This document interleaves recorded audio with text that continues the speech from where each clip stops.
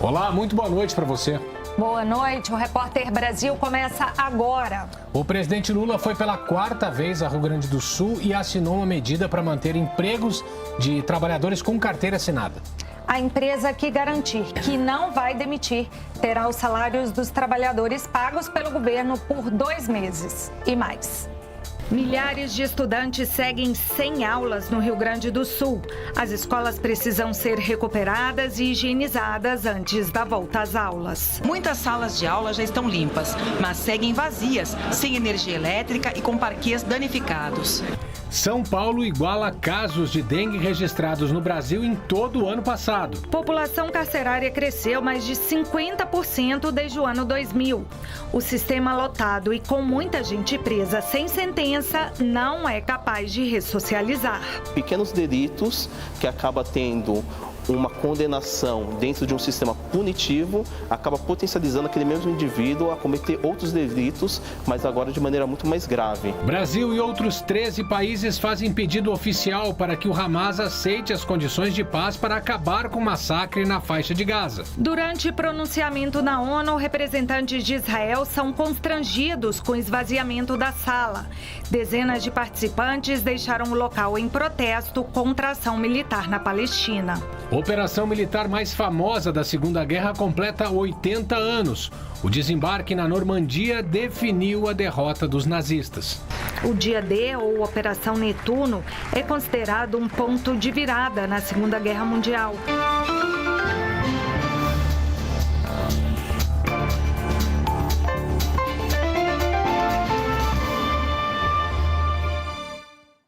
Bom, e a gente começa falando lá da situação no Rio Grande do Sul, né? Porque a situação vai meio que normalizando, vamos dizer assim, a água vai baixando, a gente já tem falado disso, mas a gente vai tendo uma noção do que ficou debaixo d'água. E o que está aparecendo é bastante assustador, né?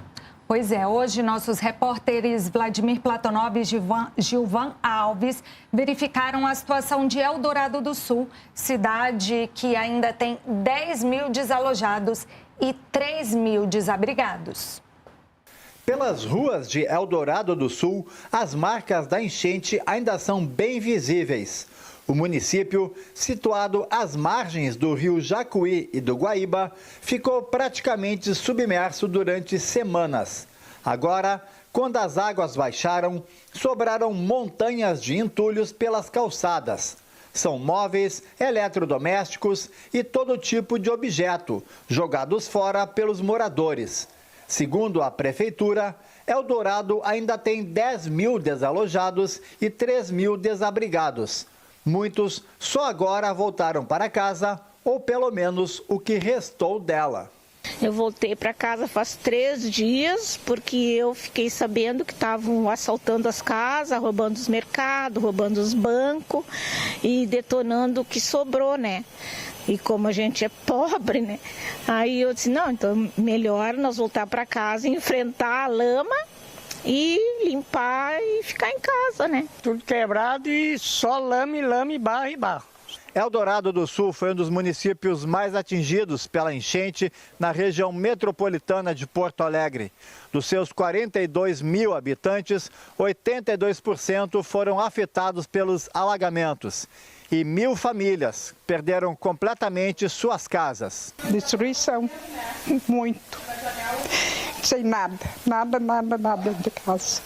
Entre tantas histórias tristes, a deste homem se destaca pela valentia. Ele, sozinho, conta que conseguiu resgatar inúmeras pessoas e ainda teve tempo de cuidar dos bichos da vizinhança enquanto a água não baixava. A esse pessoal que eu tinha socorrido, daí 3, 4 dias, retornaram num barquinho aqui, uma senhora.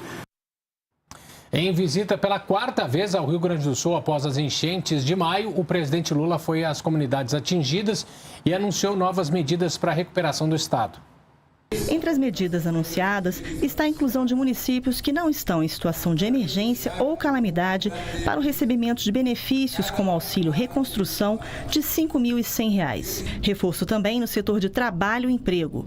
O governo vai disponibilizar 2 parcelas do salário mínimo para os trabalhadores formais atingidos pela inundação.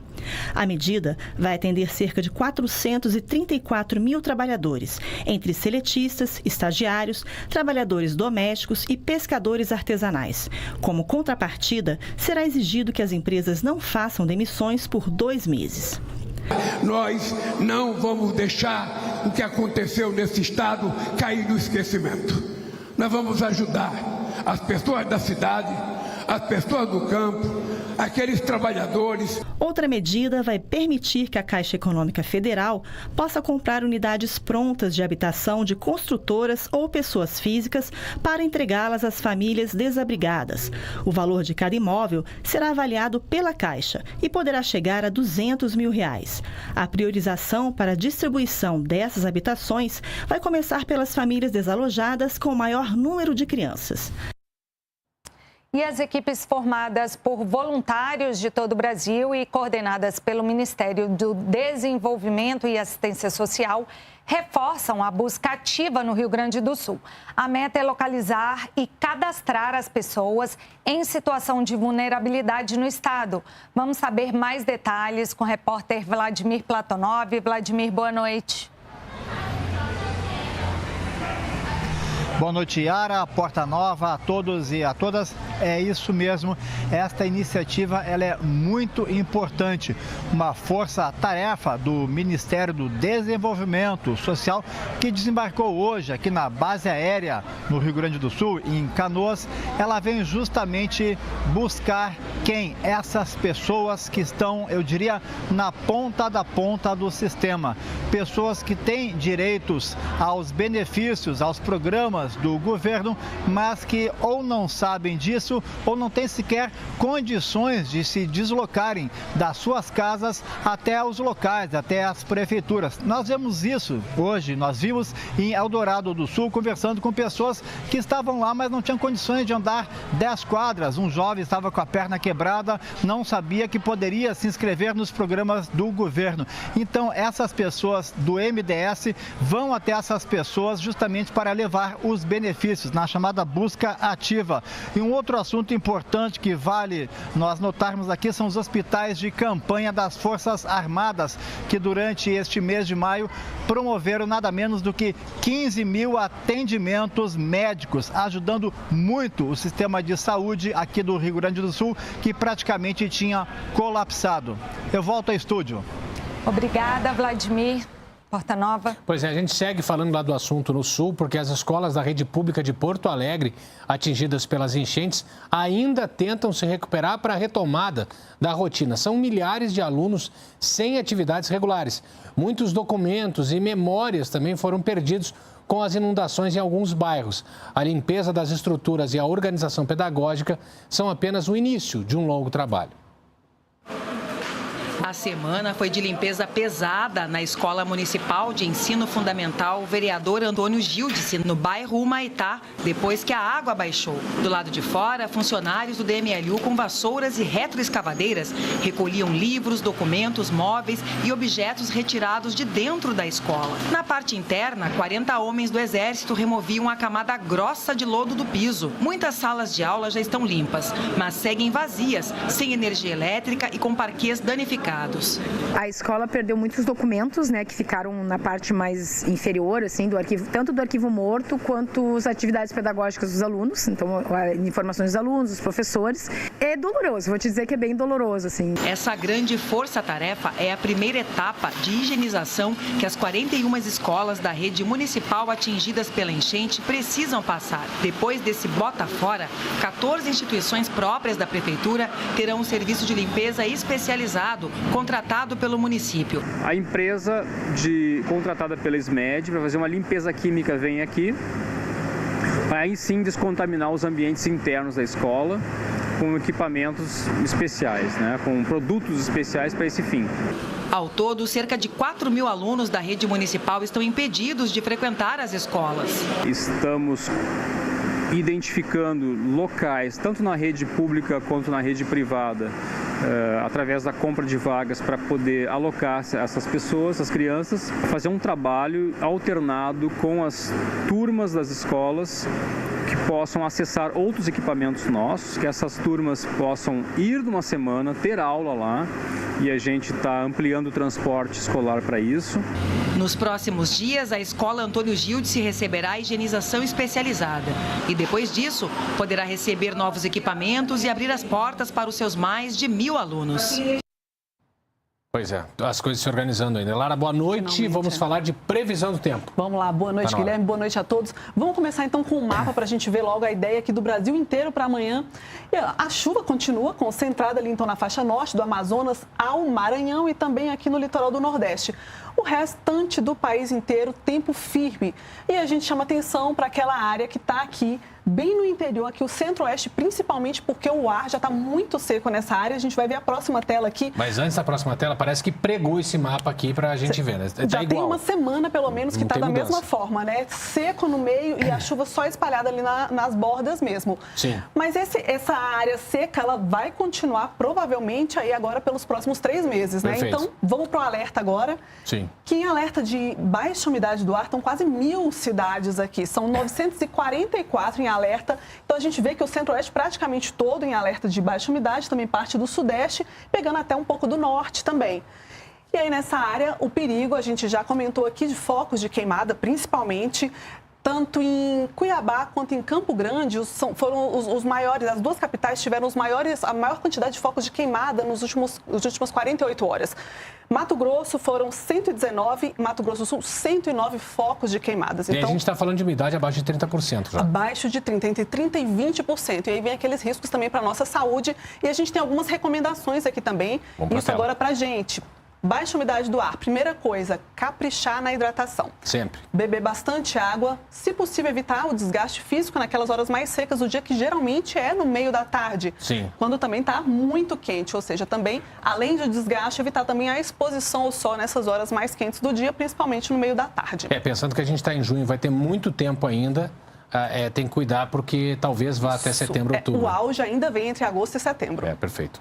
Era isso? É isso. Destaques de hoje são esses. Valeu. Obrigado, Lara. Obrigada. Yara, com você. O governo comprou hoje 263 mil toneladas de arroz importado como estratégia para reduzir o preço do produto no supermercado.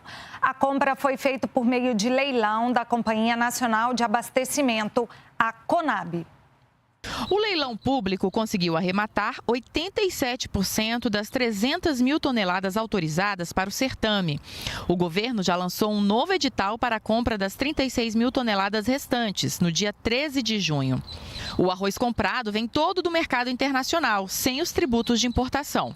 O governo explica que a medida vai diminuir o preço do arroz, que ficou mais caro logo depois da tragédia climática no Rio Grande do Sul. 8 liminares tentaram suspender o leilão de hoje. A compra do arroz importado chegou a ser barrada pela Justiça Federal em Porto Alegre, com a justificativa de que não havia comprovação de que o mercado de arroz sofreria impactos negativos por causa das enchentes no Rio Grande do Sul. O governo recorreu da decisão e conseguiu a liberação para fazer o pregão. O arroz subsidiado pelo governo vai ter o preço máximo de R$ 20 para o saco de 5 quilos. Ele será vendido em uma embalagem diferenciada em todos os mercados que tiverem interesse. A expectativa da CONAB é que o produto esteja na prateleira em até 60 dias.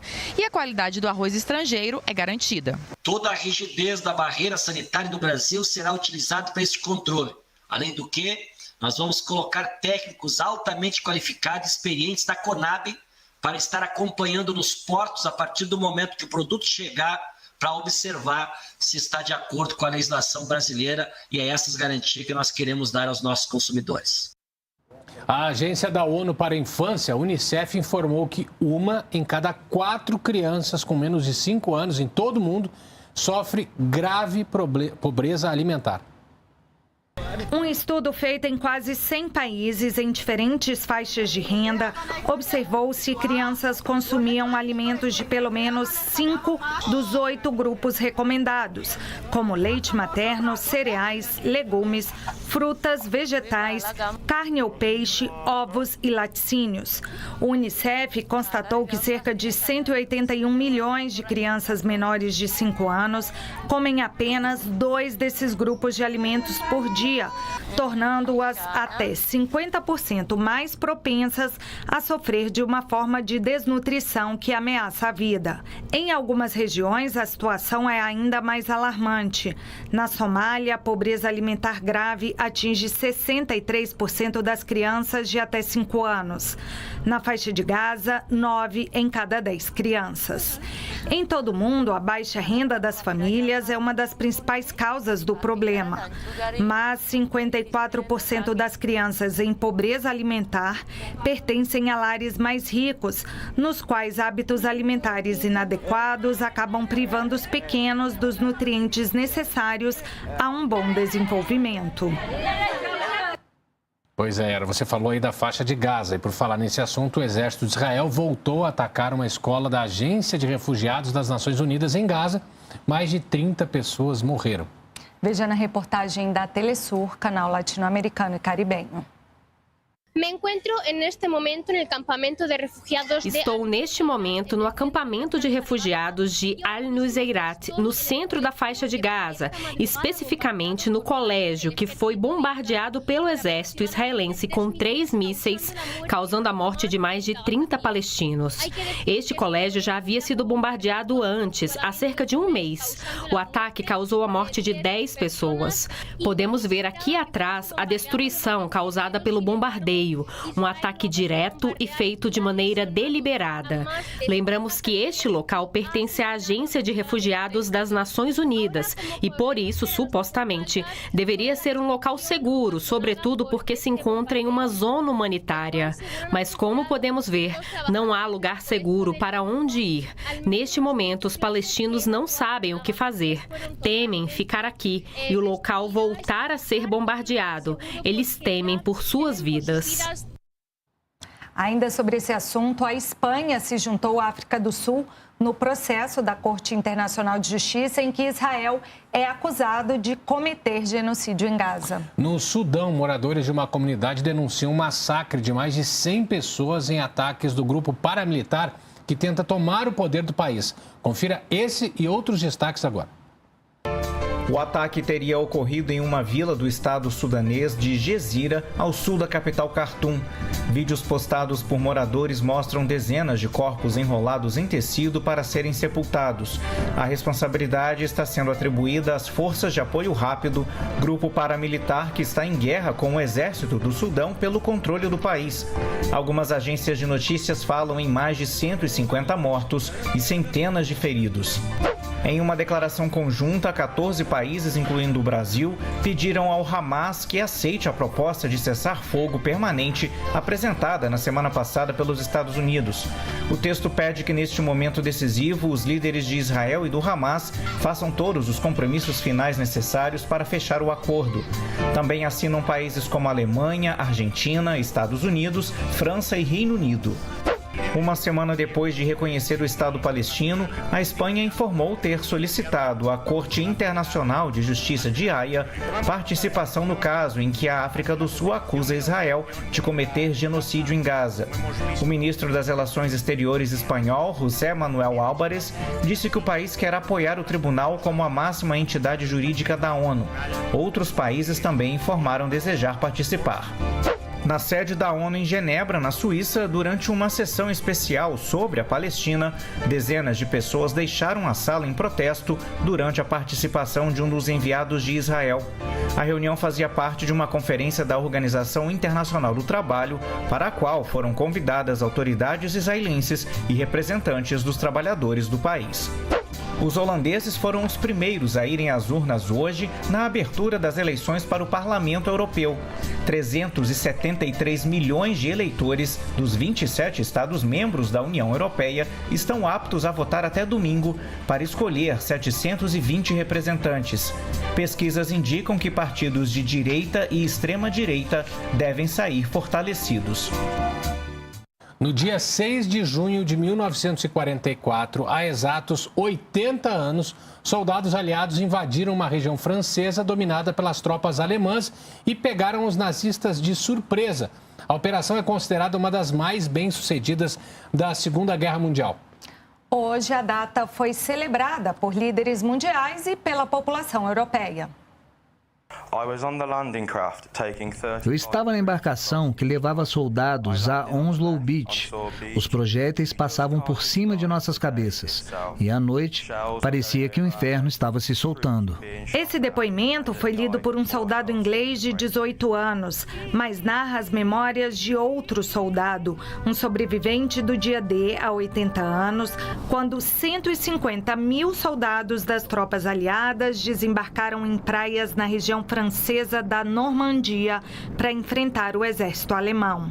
A descrição foi contada na presença de outros sobreviventes daquele dia em uma celebração para relembrar a data histórica.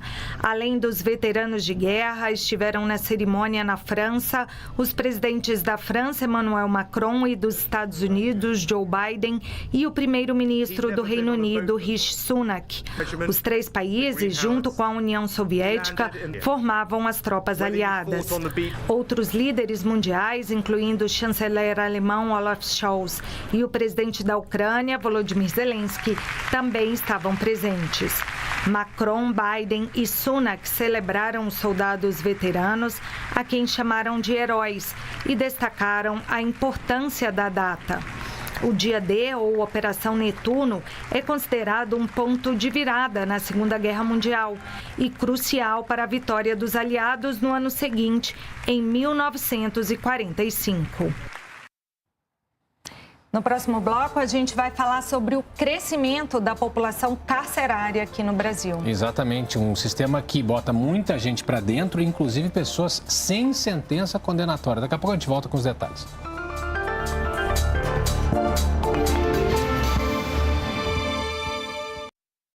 Duas torcidas apaixonadas, dois grandes times, em um jogaço exclusivo na TV Brasil. É isso mesmo, pode até chamar o VAR. Vamos ser a única TV aberta a transmitir Novo Horizontino e Santos, na 9ª rodada do Brasileirão Série B. Sexta, 8:45 da noite. Só aqui, na TV Brasil, a tela do nosso futebol.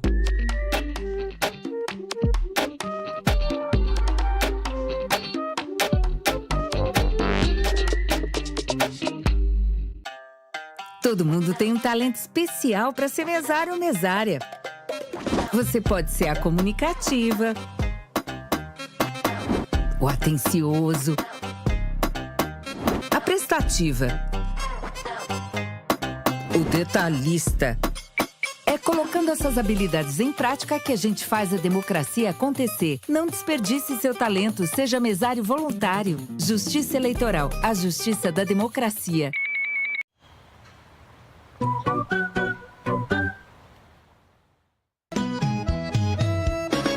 Em junho tem Arraiá Brasil. Vamos curtir as maiores festas de São João do país ao vivo. Começamos em Caruaru, Pernambuco. Anahie! Da Paraíba, a beleza de Campina Grande. A tradição em Mossoró, no Rio Grande do Norte. Os festejos em Salvador e Amargosa, na Bahia. O Balancê em Aracaju, Sergipe. A Lavantu, um show de cultura popular. Em parceria com as TVs afiliadas e veículos EBC. Arraiá Brasil.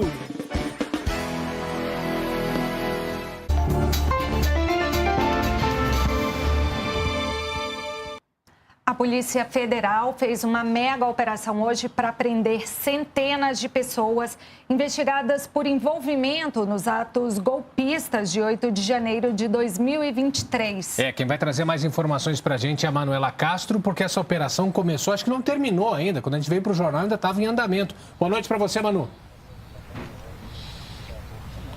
Olá, Porta Nova. Boa noite a você, a Yara e a todos que acompanham a TV Brasil.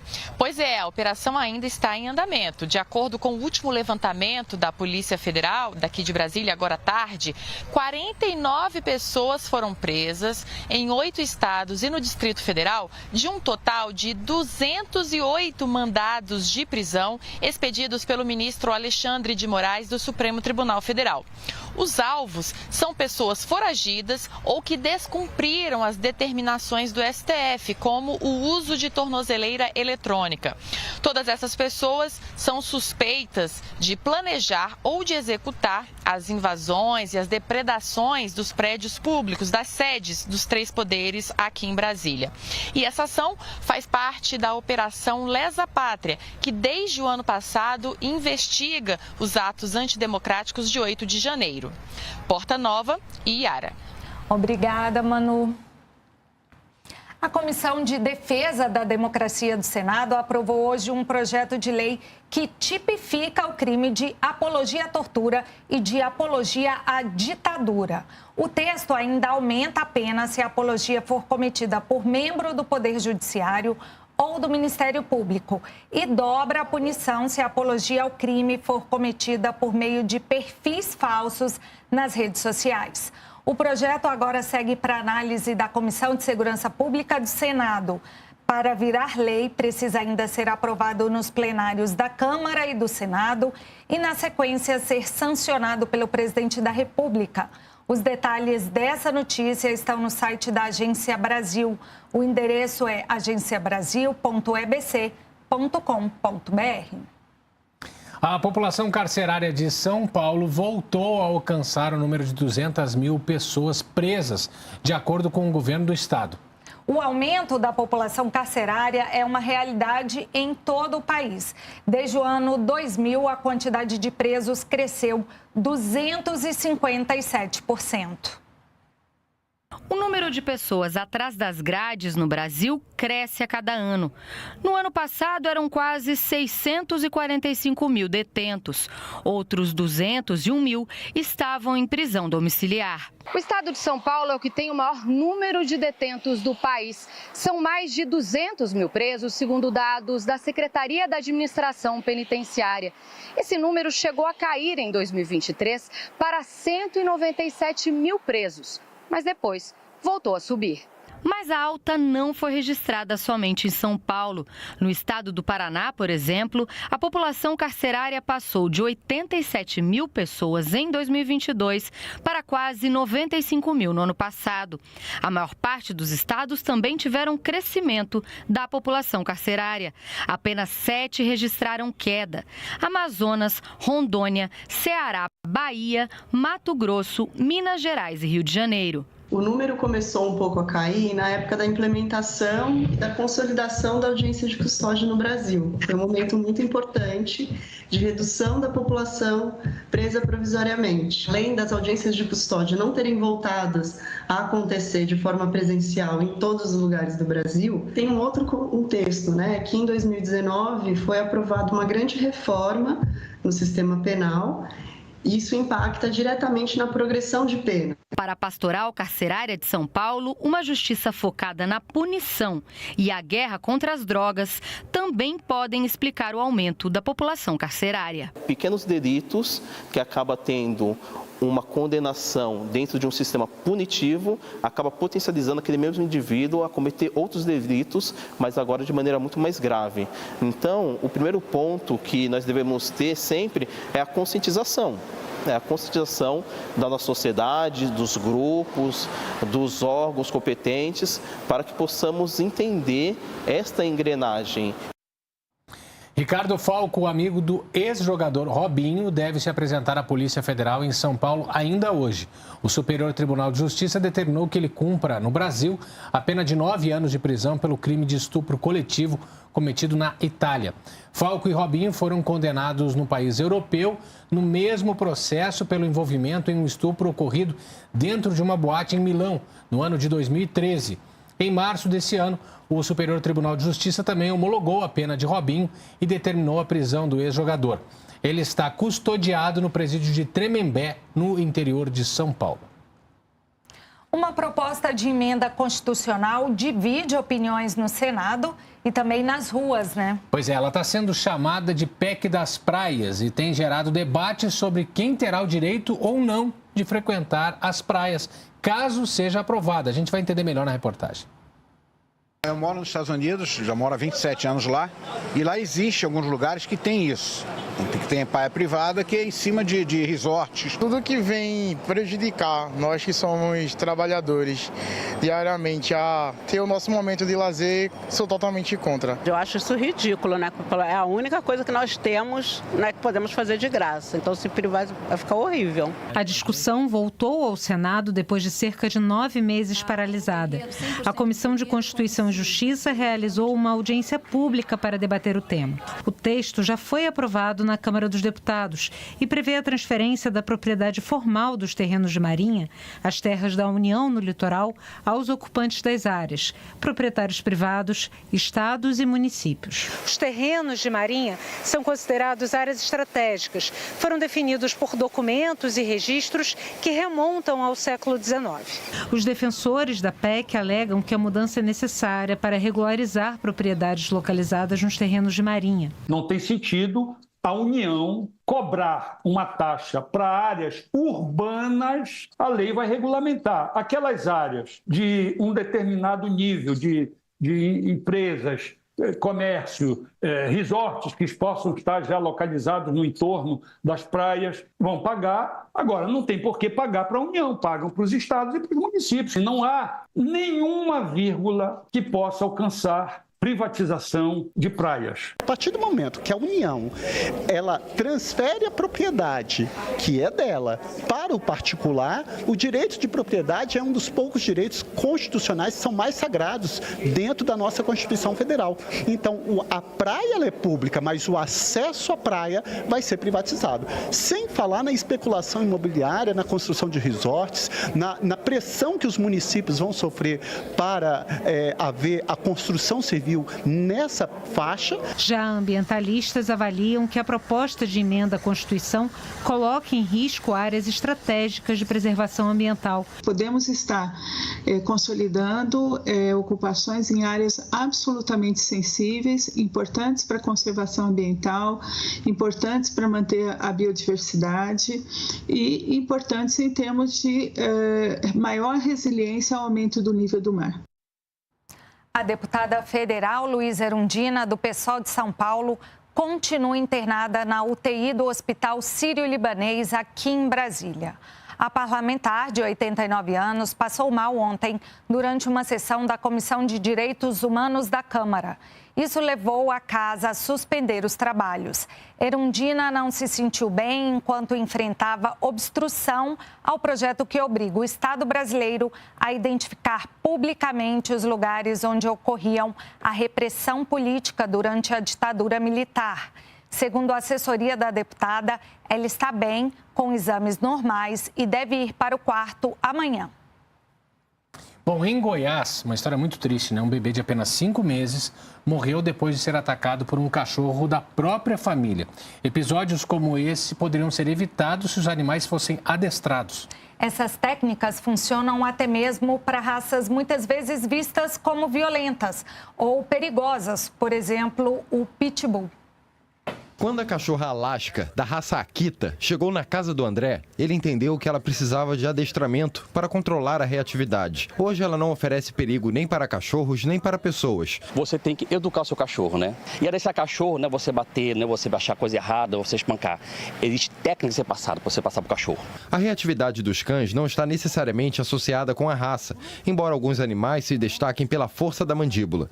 Este adestrador afirma que ataques normalmente estão associados com a negligência de quem deveria cuidar dos animais. A forma que ele trata o cão em casa, como ele acomoda o cão, o gasto de energia que ele dá para ele, que a gente sempre fala isso, é uma coisa essencial. E, logicamente, o maus tratos pode influenciar nessa questão desse comportamento. O próprio Lucas é quem mostra como é possível harmonizar a convivência dos animais entre si e com humanos neste passeio com 23 cachorros. Entre eles, a Pitbull Lua. Tudo que tinha vida na rua, ela avançava cachorro, gato, pombo, e hoje ela está solta aqui no parque junto com a gente com cerca de 40 cães. Pela lei brasileira, é o tutor ou mesmo quem está conduzindo o animal que responde pelos danos que forem causados, a não ser que se prove culpa exclusiva da vítima ou uma causa maior. O tutor do cachorro precisa pagar por todas as despesas médicas, hospitalares, psicológicas, danos estéticos e até pelos lucros que a vítima deixou de receber por causa do ataque. E mais, ainda tem leis municipais e estaduais que punem o tutor negligente. A Amy não teve muita oportunidade de conviver com outros cachorros por ter nascido no meio da pandemia. Por isso, a Caroline também buscou ajuda no adestramento. Eles me ajudaram muito para que a gente conseguisse fazer com que ela fosse reintroduzida e reinserida em sociedade, que eu falo, né? Tanto no parque com os cachorros, porque ela também não brincava com outros cachorros, tanto com outras pessoas. No próximo bloco, a gente vai mostrar um caso de sucesso lá no Ceará, né? Exatamente, tem a ver com a educação de jovens e adultos, pessoal que abandonou os estudos e que volta a ter esperança de formação. Em 2 minutos a gente volta.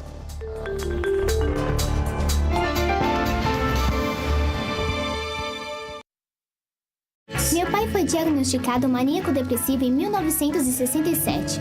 Eu vou pra Nova York e você se muda pra cá com as meninas e cuida delas pra mim. Eu? Isso, você. Papai, papai, papai! A gente dormiu demais e vamos nos atrasar pra escola! Depressa! Amélia, não esquece da mochila! Será que ele vai conseguir lidar com essa situação? Sentimentos que curam, hoje, 21h.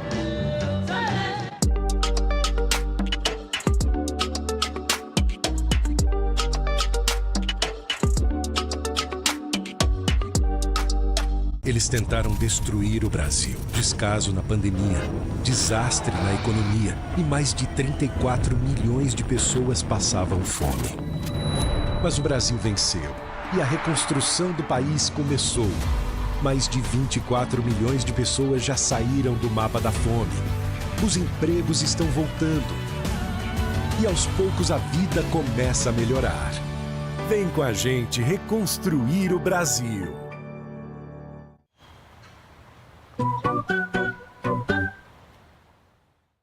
As manhãs da TV Brasil começam com educação, documentários, cultura, turismo, música, culinária e os biomas brasileiros.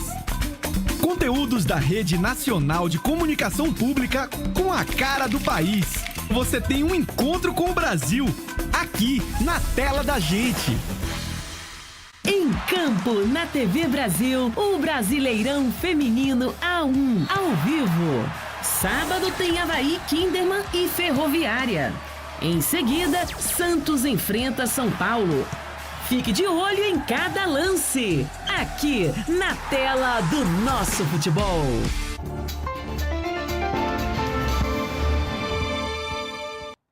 A farmacêutica chinesa Sinovac anunciou um investimento de 100 milhões de dólares, equivalente hoje a mais de 528 milhões de reais, para a produção de um imunobiológico e terapias avançadas no Brasil.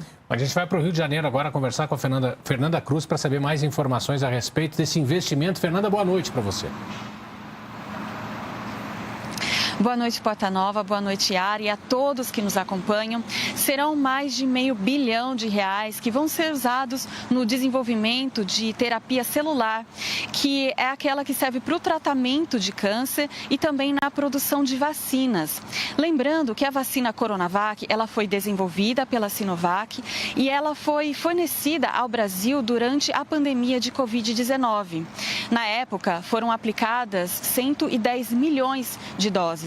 E esse investimento, ele foi anunciado durante uma reunião lá em Pequim, entre a farmacêutica chinesa e Geraldo Alckmin, que é vice-presidente da República e ministro de Desenvolvimento, Indústria e Comércio. A Sinovac e a Fiocruz, elas também, a Fiocruz aqui do Rio de Janeiro, né? Elas firmaram um acordo de cooperação no desenvolvimento de vacinas e pesquisa. O objetivo é que as duas empresas, elas sejam representantes oficiais dos dois países, Brasil e China. A ideia é combater as crises sanitárias e também garantir uma distribuição mais igualitária das vacinas em todo o território brasileiro. Eu volto com vocês. Tá certo. Muito obrigado, Fernanda. Parceria importante que vai dar resultado na área de saúde. Tomara, né?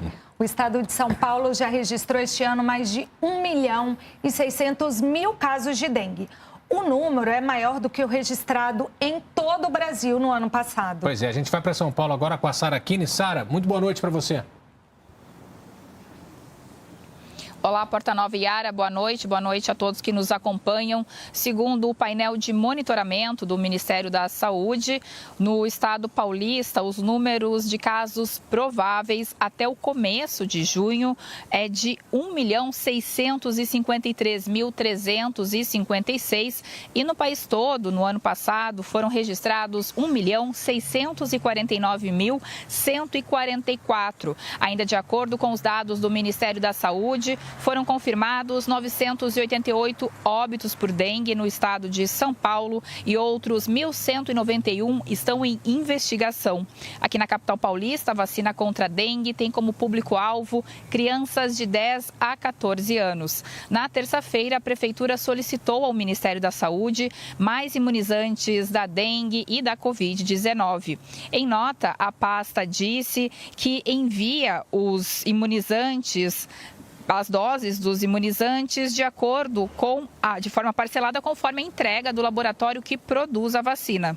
E o Ministério da Saúde ressaltou que adquiriu todo o estoque da vacina contra a dengue da fabricante.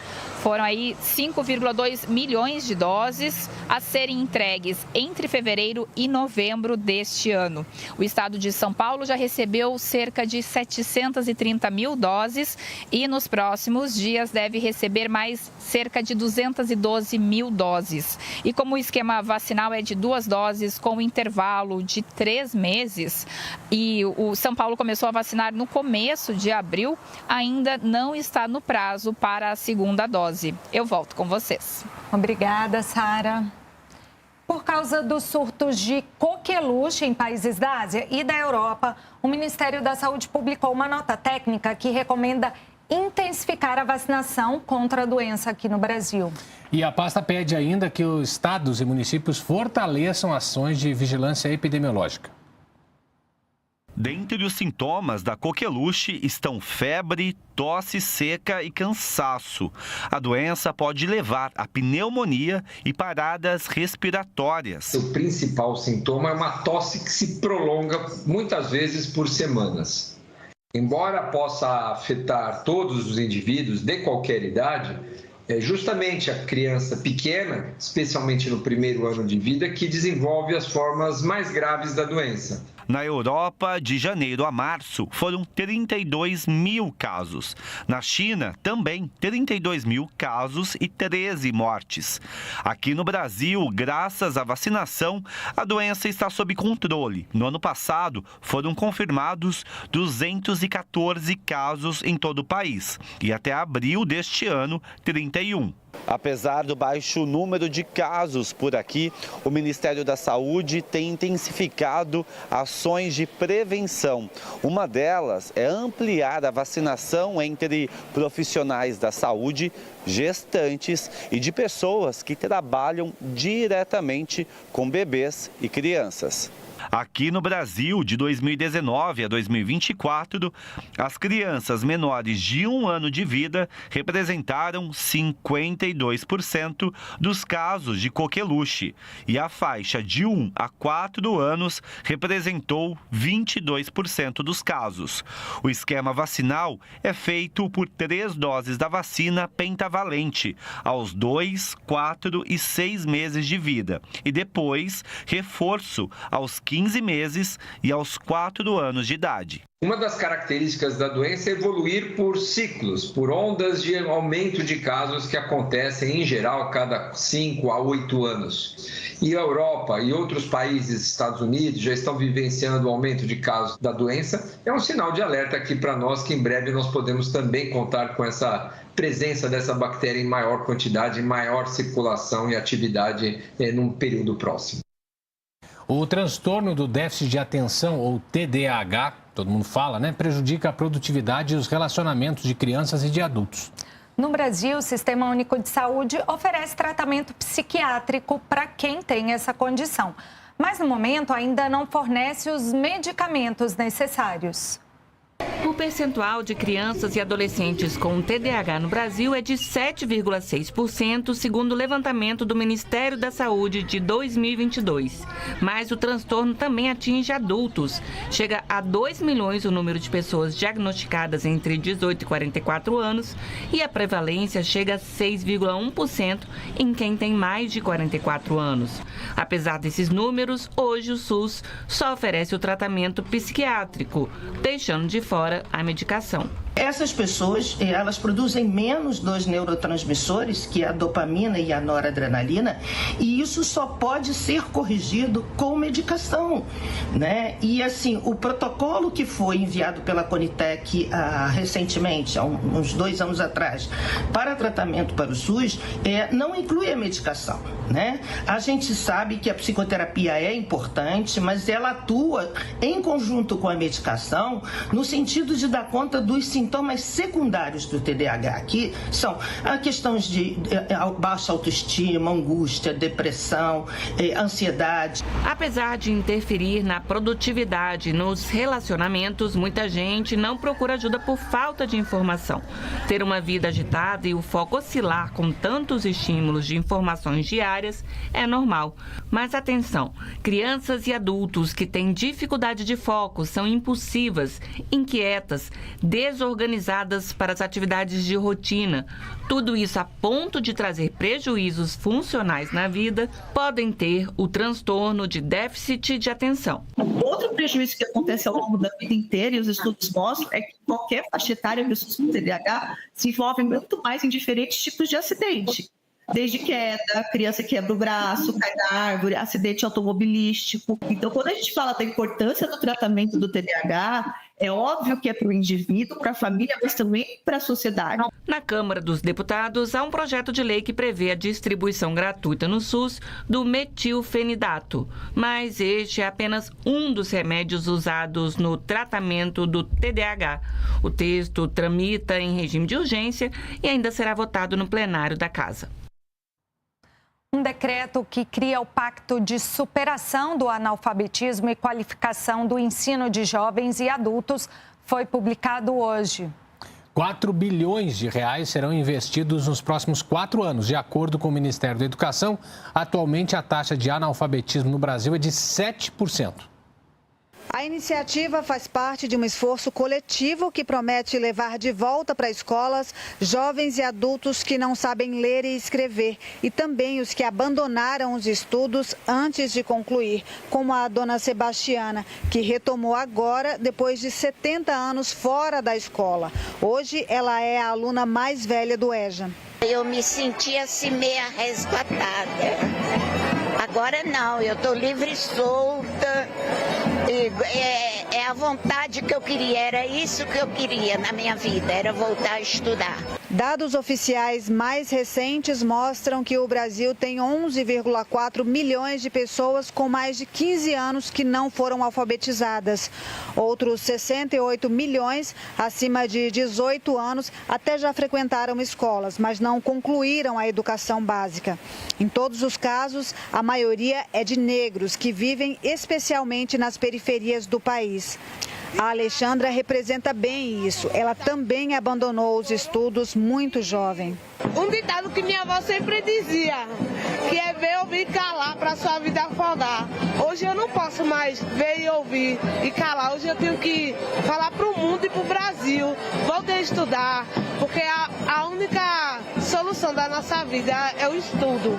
Para quem abandonou ou nunca frequentou uma sala de aula, o governo tem pelo menos 10 iniciativas para aumentar os índices de escolaridade no país. Entre elas, o ProJovem e o EJA, voltados para a educação de jovens e adultos. Além disso, tem iniciativas que oferecem auxílios financeiros para estimular a conclusão dos estudos. O pacto lançado hoje vai fortalecer essas ações que já existem. Cerca de 4 bilhões de reais serão investidos ao longo dos próximos 4 anos. Temos, portanto, 2 grandes desafios interligados: estancar o processo de analfabetismo e, ao mesmo tempo, melhorar os índices de anos de estudo com conclusão da educação básica nesse país. E quem já está de volta à sala de aula não se cansa de comemorar. Sempre eu estava com aquela vontade guardada e agora ela está à flor da pele. Que legal, que bacana. Por falar em educação, o Ceará tem aprimorado os sistemas de ensino para jovens e adultos e se tornou referência no país. O primeiro centro de educação voltado para esse público no estado completa 50 anos. Vamos ver na reportagem da TV Ceará, emissora da Rede Nacional de Comunicação Pública. O Centro de Educação de Jovens e Adultos, professor Gilmar Maia de Souza, tem 50 anos, mas não parou no tempo quando se trata de evolução na metodologia de ensino.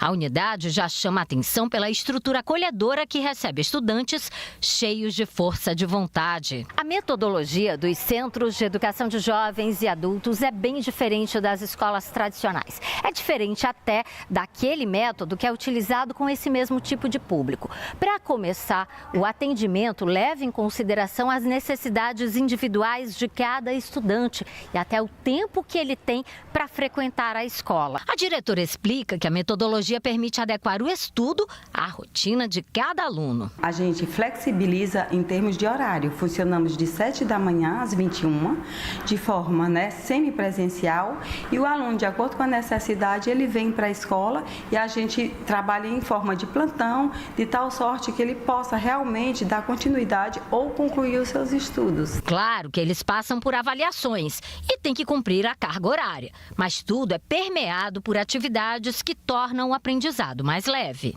Na área de ciências da natureza, nós temos vários projetos, abordando a questão da mulher, direitos e deveres e também cuidados com a saúde da mulher. Vamos trabalhar também com física, com matemática financeira, e em ciências humanas nós vamos trabalhar a sustentabilidade. De acordo com o Conselho Nacional de Educação, a modalidade de ensino de jovens e adultos estabelece que são necessários 2 anos para concluir o ensino fundamental e 1 ano e meio para o ensino médio. A Rayana saiu da escola há 15 anos. Ela tinha dislexia e o motivo foi o bullying, pela diferença no ritmo de aprendizado. Hoje, de volta ao fundamental, ela sonha chegar longe. O que me fez retornar aos estudos foi o meu sonho, de concluir os estudos, de me formar, não importa em quê.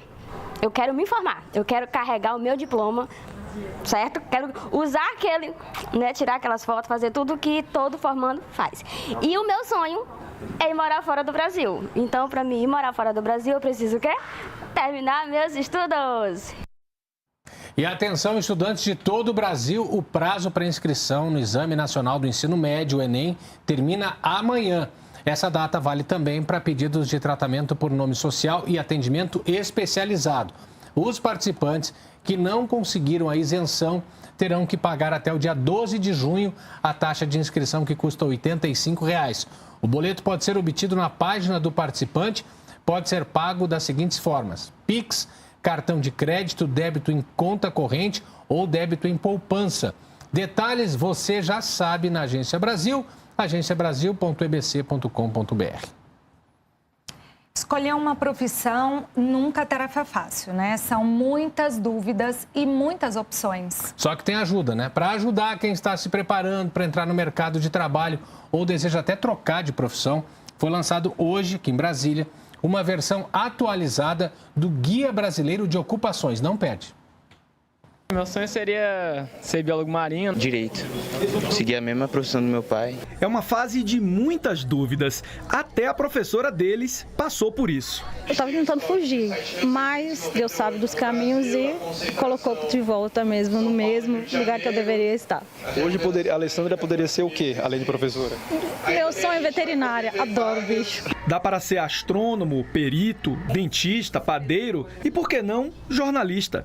Quem está começando a vida profissional tem no novo Guia Brasileiro de Ocupações mais de 2.500 opções para conhecer melhor e se encontrar no mercado de trabalho. Esse guia é um mapa de opções de como está o mercado de trabalho hoje. Ele oferece características também de cada uma das ocupações. Por exemplo, qual que é o rendimento médio, né, que é pago para cada uma delas, quais as competências necessárias. Eles têm informação demais, mas não com tanta precisão, eles ficam um pouco perdidos no que fazer. Eles têm muito anseio, eles mudam de profissão ao longo do ano várias vezes. Eles se descobrem várias vezes no ano. A ideia mesmo é que tenha um direcionamento. Neste ano foram incluídas 19 novas ocupações, como instrutor de yoga, ufólogo e confeccionador de perucas. E as mudanças deste mundo tão tecnológico fizeram outras 424 serem atualizadas. Vitor Hugo navegou pelo guia e quer saber mais sobre a carreira que sonha seguir. Eu tenho em mente de querer fazer medicina e querer, subir na vida, de conseguir vencer. Aqui a plataforma dá para saber de tudo, sobre quando cada um ganha, se aumentou, diminuiu, no Brasil todo. O guia é uma ferramenta para a nossa juventude explorar e conhecer o seu próprio país, conhecer a realidade, entender o mundo que a gente vive, até para poder se organizar, demandar, pedir por mais políticas públicas, pedir por mais oportunidades de ensino, educação, formação profissional. Pois é muito legal, bacana, e educação é isso, né? Ter acesso a todas as informações. O guia, para você que ficou interessado, está disponível no site do Ministério do Trabalho e Emprego. O endereço aparece na tela, mas calma, não precisa anotar, porque até está difícil o endereço.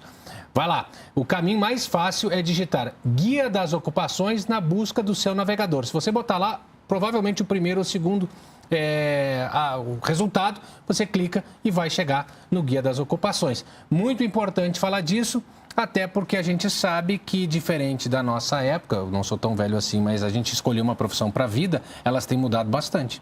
Hoje em dia, as ocupações tradicionais estão caindo em baixa e vindo muita coisa nova, né? Você vê o influenciador digital, tem médico que é influenciador digital. Tem advogado que é influenciador digital. Então, quer dizer, essas coisas estão se transformando na velocidade da tecnologia. E quem não estava no nosso tempo, no seu tempo não, seu tempo já é da tecnologia, mas o meu lá... na minha época tinha o Guia do Estudante. Tinha o Guia do Estudante, exatamente. Mas aí você mais ou menos para aquela coisa tradicional. E agora já está mais adaptado às necessidades atuais. Pois é, vamos falar de outra coisa legal. A Empresa Brasil de Comunicação vai lançar este mês o prêmio EBC de Comunicação Pública. A iniciativa visa premiar projetos e trabalhos jornalísticos que combatam a desinformação. A premiação está dividida em 3 eixos e vai contemplar também as produções audiovisuais e radiofônicas. A Empresa Brasil de Comunicação vai premiar projetos dedicados a combater informações desonestas, notícias falsas e desinformação que colocaram em risco direitos fundamentais e a estabilidade da democracia. Poderão concorrer ao prêmio EBC de Comunicação Pública veículos de comunicação, empresas e organizações da sociedade civil. A gente entende que o principal desafio hoje do jornalismo é o combate à desinformação como processo de fortalecimento da democracia. E aí nós vamos dividir esse eixo em 2 segmentos, o que premia as iniciativas e programas que visam o combate à desinformação, seja de parceiras públicas ou privadas, entidades públicas ou privadas, e os parceiros da Rede Nacional de Comunicação Pública.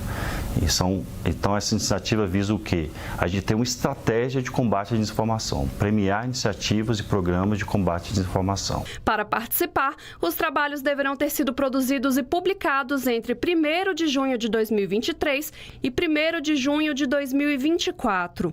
O segundo eixo será o audiovisual, onde a EBC se uniu a festivais de cinema de todo o Brasil para premiar e exibir as obras vencedoras. E o terceiro eixo será dedicado à premiação musical, que abrirá espaço para que cantores, compositores e instrumentistas concorram em diversas categorias. O regulamento e a premiação serão publicados em site exclusivo.